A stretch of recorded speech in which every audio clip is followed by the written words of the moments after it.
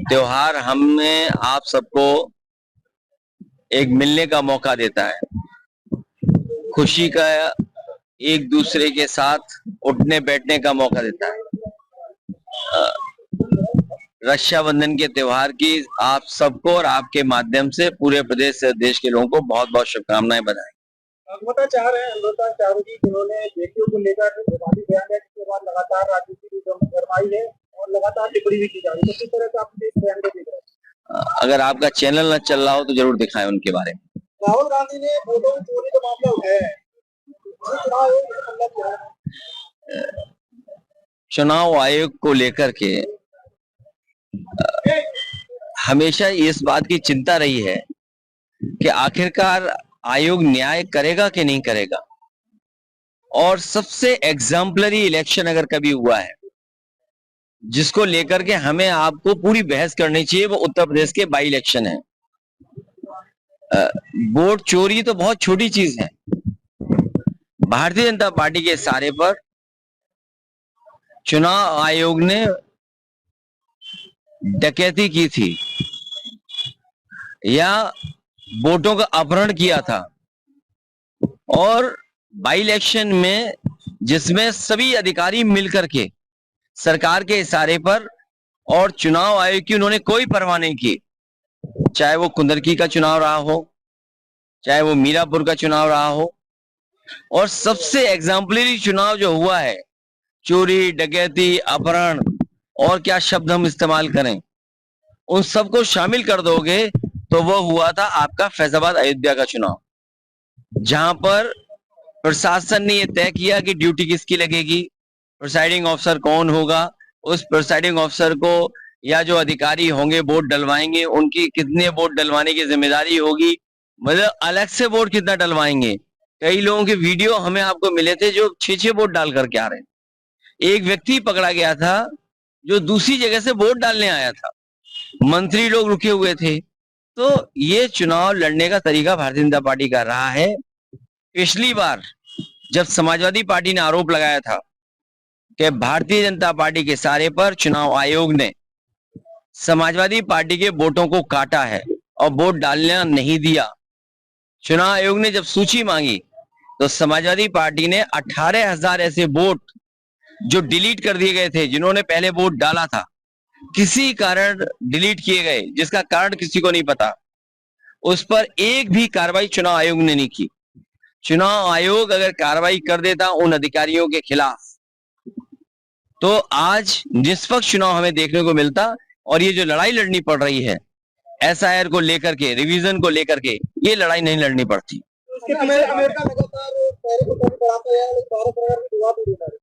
ये मौका मिला है भारत के लोगों को कि अपना उद्योग कारोबार अपने हाथ में ले लें। जिस समय देश का उद्योग और कारोबार अपने आप बढ़ेगा तो अमेरिका जैसा देश या कोई देश आपको धमकी नहीं दे पाएगा।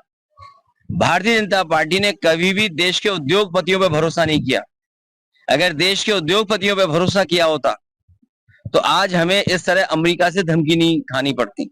न केवल अमेरिका से बल्कि चीन जो आपका पड़ोसी देश है उससे भी संबंध खराब हो गए। चीन जैसे देश ने हमारा बाजार छीना, हमारी जमीन छीनी, जो हमें एक बार नहीं 1962 से लेकर उससे पहले 1950 में जो भारत और भारत की धरती के साथ धोखा हुआ उसकी हम और आप कल्पना नहीं कर सकते। सबसे ज्यादा जमीनें भारत की अगर किसी ने छीनी है तो वो चीन ने छीनी है। तो इसलिए बीजेपी ने जो 10 साल में या 11 साल में जो कामकाज किया है, अगर देश के उद्योगपतियों को, देश के कारोबारियों को, देश के किसान को, देश के नौजवानों पे भरोसा किया होता तो आज हमारे देश की तस्वीर और कुछ होती। जो made in India, make in India के नारे दिए थे वो नारे दूसरों को दिए थे, ये भारत के लिए नारे नहीं थे। ये तो बीजेपी वाले बता पाएंगे नारे किसके लिए थे। उत्तर प्रदेश सरकार ने आंकड़े जारी किए हैं अपराध को लेकर, अपराध जो है 2017 के बाद कम हुए हैं, तो क्या लग रहा है कि आंकड़े सही है?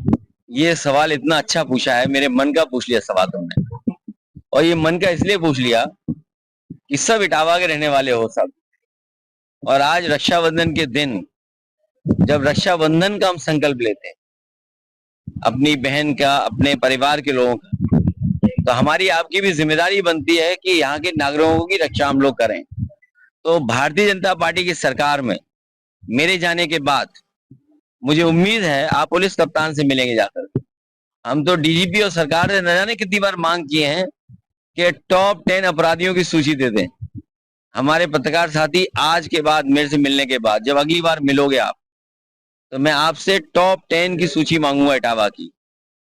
तो आज मुझसे बात करने के बाद जो भी संबंधित अधिकारी हैं जिनके पास टॉप 10 की सूची, उनसे मांगिए कि इटावा के टॉप 10 अधिकारी माफिया कौन है, अपराधी कौन है।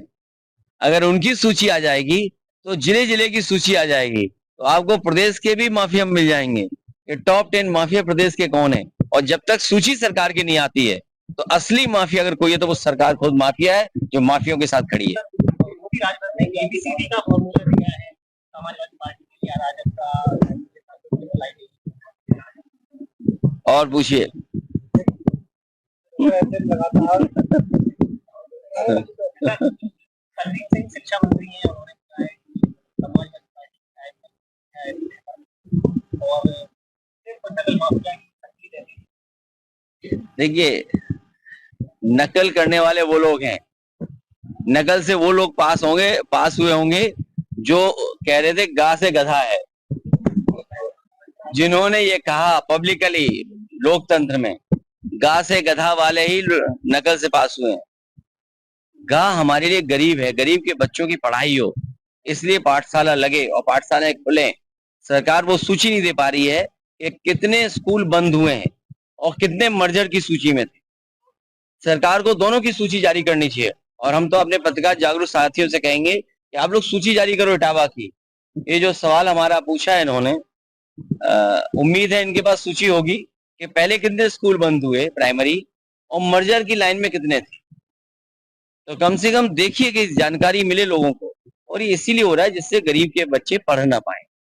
बीजेपी अपना अध्यक्ष नहीं चुन पा रही, तो आप मदद करो उसमें और सबकी पोल खोलिए तो शायद बीजेपी ज्यादा जल्दी फैसला ले ले।